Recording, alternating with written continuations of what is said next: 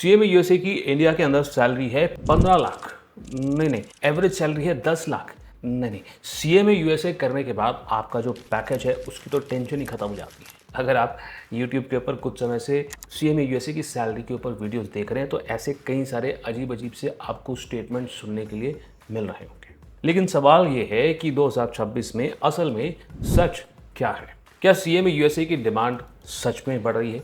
क्या artificial intelligence CA में USA के जॉब्स खा सकता है? या क्या इंडिया के अंदर अपॉर्चुनिटी सीए में यूएसए को लेकर के अभी भी स्ट्रांग है? और सबसे ज़रूरी बात, एक नॉर्मल स्टूडेंट रियलिस्टिकली कितनी सैलरी एक्सपेक्ट कर सकता है सीए में यूएसए इंडिया में करने के बाद? हाय, मैं हूँ सीए गौरव सब्रवाल, ई-टीम कॉमर्स अकेडमी इंदौर से। और ये जो वीडियो है ना, ये फैक्ट बेस्ड वीडियो है, ये कोई ओपिनियन नहीं है, क्योंकि मैंने काफ़ी तगड़ी रिसर्च करी है। 100 से भी ऊपर लिंक्डइन प्रोफाइल्स को देखा है, कई सारे सीए में यूएसए के प्रोफेशनल्स जो इंडिया में रह करके जॉब कर रहे हैं उनसे बात करी है। कई सारी फाइनेंस की प्रोफाइल्स हैं जिसके अंदर आप एज अ सीए में यूएसए काम कर सकते हैं, उनकी जॉब डिस्क्रिप्शन को पढ़ा है और कुल मिलाकर के 6 ऐसी ऑब्जर्वेशंस देखी हैं जिससे आपको एब्सोल्यूट क्लैरिटी हो जाएगी कि ये कोर्स के बाद इंडिया में रह करके आपके लिए क्या अपॉर्चुनिटीज़ रियलिस्टिकली एग्जिस्ट करती हैं। तो आइए बिना किसी देरी के आपसे शेयर करता हूँ मेरी पहली ऑब्जर्वेशन कि सीए में यूएसए करके इंडिया में रह करके कौन से शहरों में आपको जॉब मिल सकती है। तो सीए में यूएसए के जॉब्स सिर्फ टीयर 1 सिटीज़ में नहीं है, टीयर 2 सिटीज़ के अंदर भी हैं। जहाँ पर भी मल्टीनेशनल कंपनी है वहाँ पर आपको जॉब जो है सीए में यूएसए को लेकर के मिल सकता है। ऑब्वियसली टीयर 2 सिटीज़ के अंदर सैलरी थोड़ी कम मिलती है, टीयर 1 सिटीज़ में जाते हैं तो आपको हायर सैलरी मिल सकती है, बट वहाँ पर खर्चे भी आपके बढ़ते हैं। फिलहाल के लिए मैं आपको क्लियरली बताऊं तो यहाँ बेंगलुरु, हैदराबाद, पुणे, मुंबई, दिल्ली एनसीआर, चेन्नई, यहाँ पर सबसे ज़्यादा हाई डेंसिटी जॉब्स मिलते हैं और सैलरी भी तगड़ी मिलती है। पर जब मैंने फर्दर रिसर्च किया तो मुझे समझ में आया कि अहमदाबाद, जयपुर, कोची और इंदौर, जहाँ पर मैं बैठ कर के ये वीडियो बना रहा हूँ, यस, यहाँ पर भी सीए में यूएसए के जॉब्स अबंडेंटली अवेलेबल हैं। आइडियली हम स्लाइटली मिड साइज्ड या बड़ी फर्म्स को सर्च करते हैं क्योंकि वही लोग फाइनेंस का एक सेपरेट डिपार्टमेंट या एफपीएनए रोल्स रखते हैं जिसके अंदर आप एज अ सीए में यूएसए जॉब कर सकते हैं। फाइंडिंग नंबर 2 कि एज अ सीए में यूएसए सर कौन सी जॉब प्रोफाइल के अंदर हम काम कर सकते हैं। अब मैं अक्सर अपनी वीडियोज़ के अंदर कहता हूँ कि आप financial planning and analysis roles के अंदर काम कर सकते हैं। अब जब मैं financial planning and analysis roles कहता हूँ तो ये काफ़ी डाइवर्स रोल्स होते हैं। एफपीएनए रोल्स जो हैं इसके अंदर कई सारी मिनी अलग अलग तरीके की प्रोफाइल्स होती हैं जिसके अंदर आप काम कर सकते हैं। यानी कि एफपीएनए कोई एक प्रोफाइल को नहीं कह रहे हैं, अलग अलग जॉब डिस्क्रिप्शंस एफपीएनए के अंदर फिट होते हैं और उन सब के अंदर एज अ सीए में यूएसए आप काम कर सकते हैं। एफपीएनए या फाइनेंस या ट्रेजरी डिपार्टमेंट के अंदर कई सारे छोटे छोटे रोल्स होते हैं जिसके अंदर सीए में यूएसए काम कर सकता है। मेरी रिसर्च में मैंने देखा तो उन प्रोफाइल्स के नाम financial analyst, business finance, commercial finance, cost analyst, budget and forecasting, internal controls, performance management और फाइनेंस ट्रांसफॉर्मेशन के नाम से जॉब रोल्स दिखे हैं जिसके जॉब डिस्क्रिप्शन जब मैंने देखे हैं तो वो सीए में यूएसए के काम को मैच करते हैं। मैंने कई कैंडिडेट से बात करी तो वो कंसल्टेंसीज में काम कर रहे हैं, बिग 4 में काम कर रहे हैं और ऐसी जॉब प्रोफाइल्स में भी काम कर रहे हैं जहाँ पर डेटा एनालिटिक्स का काफ़ी स्ट्रॉन्ग रोल है। इसलिए अगर आप कुछ टाइम से फॉलो कर रहे हैं तो आपको पता होगा कि डेटा एनालिटिक्स में क्यों इतना स्ट्रांगली आपको सीखने के लिए कहता हूँ। चलें हम मुद्दे की बात पे आएँ, पैसा कितना कमाएंगे इसके बारे में बात करते हैं। बट आपको एक डिस्क्लेमर यहाँ पर मैं दे देता हूँ, मैं हमेशा की तरह यहाँ पर कोई अनरियलिस्टिक या ड्रीमी फिगर्स आपको शो नहीं करने वाला हूँ। मैं बिल्कुल रियलिस्टिक पिक्चर बताऊँगा। इनफैक्ट मैं अपने वीडियोज़ के अंदर अक्सर सैलरी का एवरेज भी नहीं, लोअर फिगर दिखाने की कोशिश करता हूँ ताकि आपको एक रियलिस्टिक पिक्चर मिले।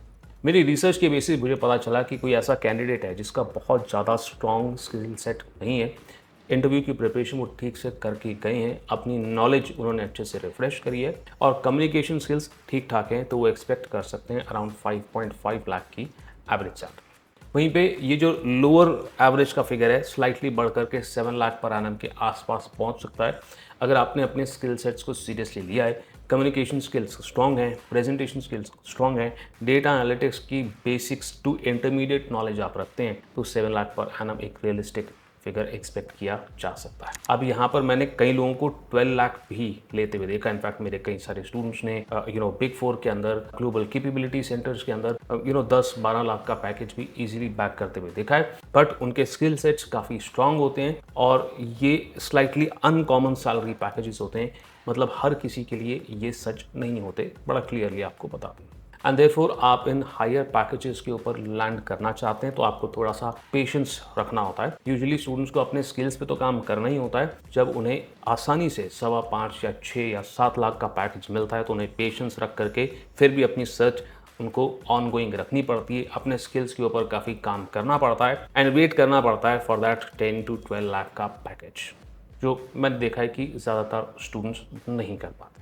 तो जो 12 लाख का पैकेज है, मैं ये नहीं कह रहा कि ये मुमकिन नहीं है, बट इसके लिए पेशेंस और स्किल सेट दोनों चाहिए होता है।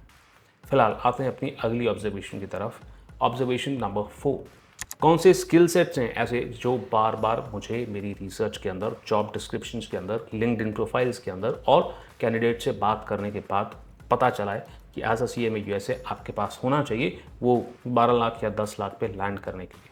अब इसमें सबसे कॉमन स्किल्स से बात करते हैं, शुरू करते हैं। कम्युनिकेशन स्किल्स आपके काफ़ी स्ट्रांग होने चाहिए। अब ये हल्की बात नहीं है, कम्युनिकेशन स्किल्स के ऊपर आपको कॉन्शियस एफर्ट्स करने पड़ेंगे। आपका प्रेजेंटेशन स्किल्स हो गया, मैनेजमेंट यानी कि टॉप मैनेजमेंट के साथ इंटरैक्शन हो गया और बिजनेस डिस्कशंस हो गए।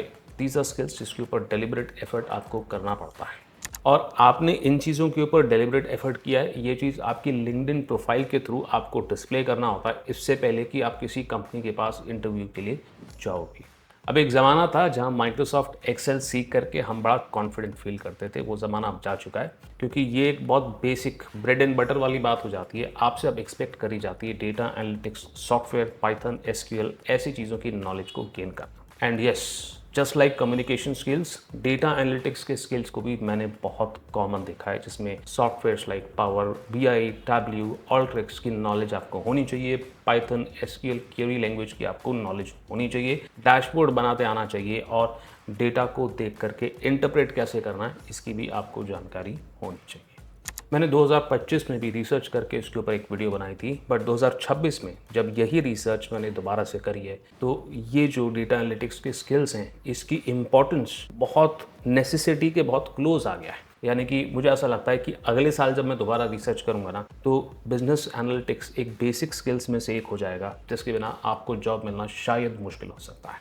एंड देयरफॉर अगर आप CMA USA कर चुके हैं, कंप्लीट करने वाले हैं, तो डेटा एनालिटिक्स के ऊपर आपको काम करना बेहद ज़रूरी है। अगर आप चाहते हैं भी कैसे इसके अंदर आप शुरुआत कर सकते हैं, डेटा एनालिटिक्स के अंदर कौन कौन से स्किल्स आपको बेसिकली सीखने चाहिए अपने पहले जॉब से पहले, कैसे आप इसे फ्री में या पे करके सीख सकते हैं, इसके बारे में आप एक वीडियो सीरीज़ चाहते हैं तो please let me know in the comment below.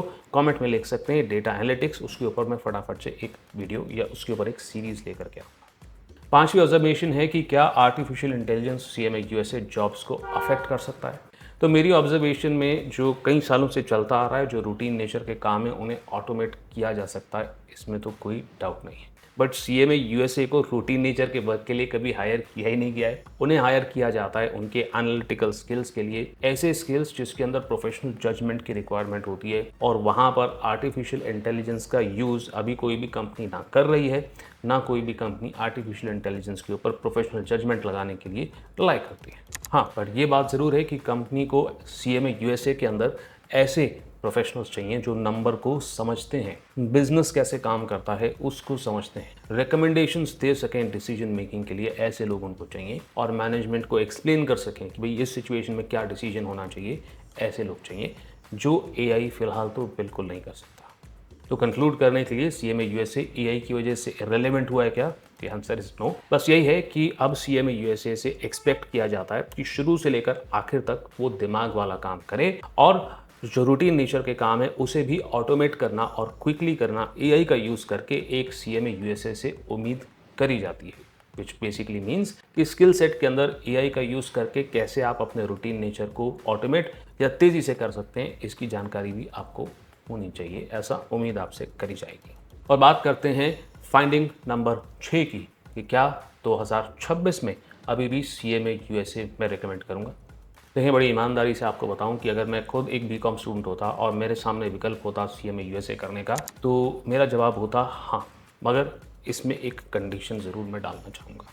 But CMA USA itself को करके मैं चुप नहीं बैठ जाता, मैं अपने स्किल्स के ऊपर भी ध्यान देता, मैं अपने कम्युनिकेशन को स्ट्रॉन्ग करता, एनालिटिक स्किल्स को स्ट्रॉन्ग करता, AI को एक हथियार बनाता अपने आप को एफिशिएंट बनाने के लिए। मैं डेटा एनालिटिक्स से रिलेटेड सारे स्किल्स सीखने की कोशिश करता और यहाँ तक नहीं रुकना है, मुझे बिजनेस की अंडरस्टैंडिंग भी लेनी है। और एक चीज़ जो मैंने अभी तक बात नहीं करी है वो है इंपॉर्टेंस ऑफ पर्सनल ब्रांडिंग, यानी कि लिंक्डइन का इस्तेमाल करके ये सारे स्किल्स आते हैं, ये मुझे डिस्प्ले करना चाहिए, मुझे शो करना चाहिए, ताकि जो कंपनीज़ हैं जो लिंक्डइन के ऊपर अच्छे ब्राइट प्रोफेशनल्स को ढूंढ रहे हैं वो मुझे बड़ी आसानी से ढूंढ सकें।